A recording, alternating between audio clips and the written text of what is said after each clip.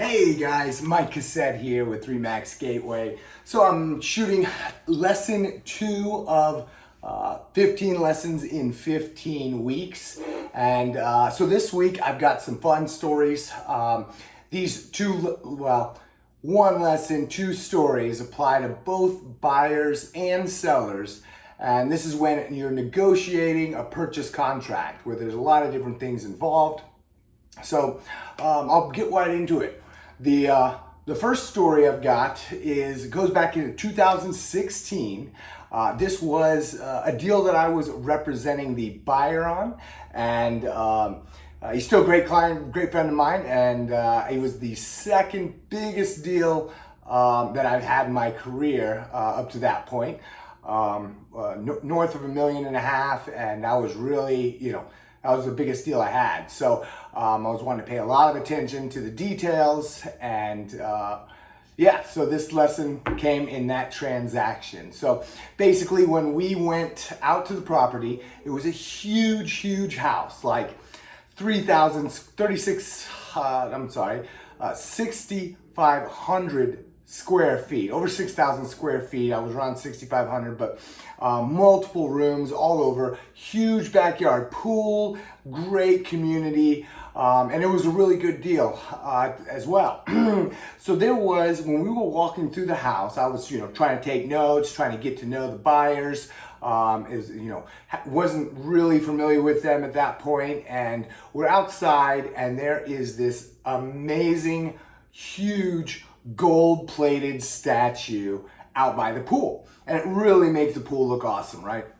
So, the buyers are asking me all sorts of different questions, and they inquired about the statue, and I said, well, kind of as a standard practice, what happens is if it's attached to the house, then it usually stays or conveys with the house.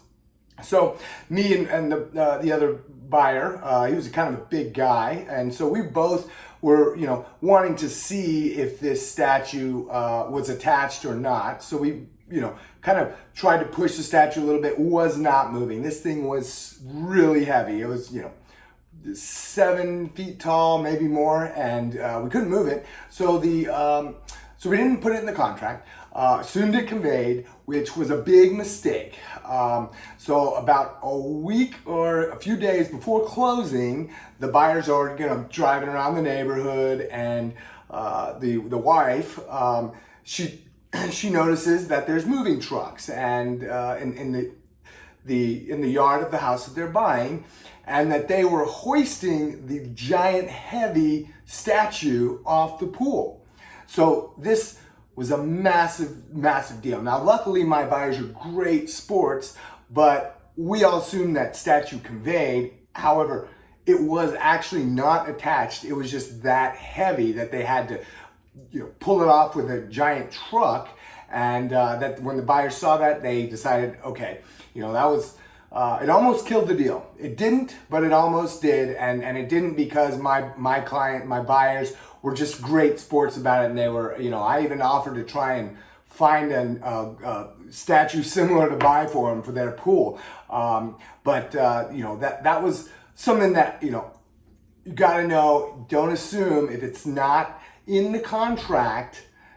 When you're writing it up and you want it, you got to put it in the contract, because things that you assume might be attached may actually not be attached. So like a giant statue by a pool, you would think that that's probably attached.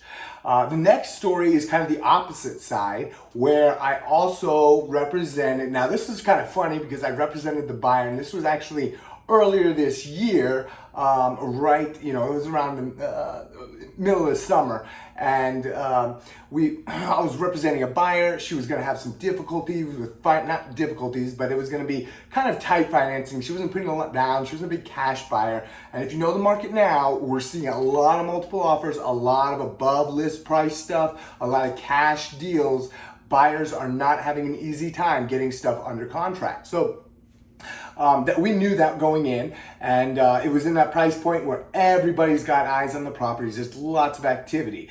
So we walked through the house and we wrote the contract, knowing that it was a multiple offer situation going in there.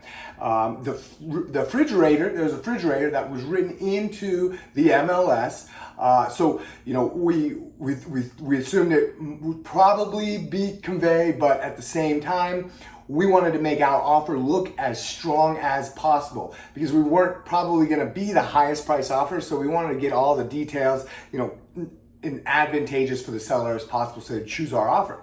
So the client wanted the fridge. It was a fast moving market, and the seller was out of state. So we ended up going under contract. We didn't put the fridge into the contract, and the buyer was okay with that. The seller was, let's just say the seller was not the easiest to work with. Very, very difficult. And, I'll talk about deal karma in a later video. I won't get into that now, but we'll move on from that. But the buyer signed the contract, they signed the closing docs, we went to closing, the deal was closed. After the deal closed, we went to the house that day. And the fridge was actually there. We didn't expect that. Everything else had been cleaned out, and the fridge was still in the house. And the buyer actually wanted to keep the fridge. So we made an offer to the seller and said, hey, we'll give you X amount of dollars for this fridge, which was a decent offer. It was a pretty good offer. She could have gotten a used fridge for less than what we offered. And it was a nice fridge that they had in there. So we made the offer. The seller countered the offer, so know that, if I can't get this amount, we went back and forth a little bit, but no agreement was made.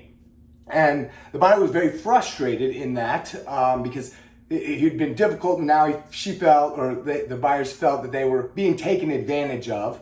And so she said, no, I'm not agreeing to that. The seller said, okay, well, my agent's going to come. We're going to come get the fridge. Let the buyers know that we're going to come to their house and get the fridge. And at the end of the day, my buyer was like, you know what? We've had troubles with the seller and going all the way through this, and this. And she said, no, you know what? I am not going to give you the fridge, and I'm going to keep it's in my house. It was in the MLS, and although we didn't write it in the contract to keep it, the sellers did not write it in the contract as an exclusion that they were going to remove it. So that was a key sticking point. So now we've got the refrigerator, it's in the buyer's house. The buyer wants it, and it was in the MLS, which is kind of a contract when you put stuff in there. So this buyer said, no, I'm keeping the fridge. The seller didn't write in the contract, so the buyer ended up keeping the fridge. And let's just say the seller's agent wasn't too happy with me, but that was out of my hands. That was the buyer's decision. So that's lesson 2 of 15. Do not assume anything when you're writing contracts, especially in these multiple offer deals. Things get moving really fast, and everyone just wants to get the thing under contract and then deal with the details. But that's one of the most important times to outline what you want, what you're excluding if you're a seller, what you want to keep, and if it's attached, you better write it in there. If it's in the MLS, you better write it in there. The contract supersedes everything. So things to remember. 1, in general, stuff that is attached to the property generally conveys and stays with the property. Stuff that is not attached to the property can be removed by the seller. Now, number 2 is if you put it in the MLS as a seller's agent, knowing then it does convey. If it says it conveys in the MLS unless otherwise stated within the contract. The contract, again, supersedes everything.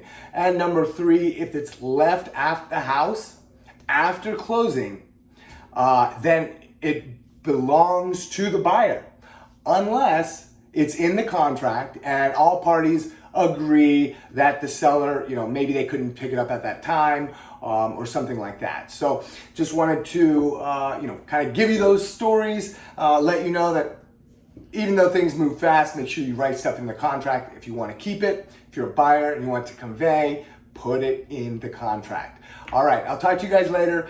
Next week we'll have another story. Cheers, have a good one.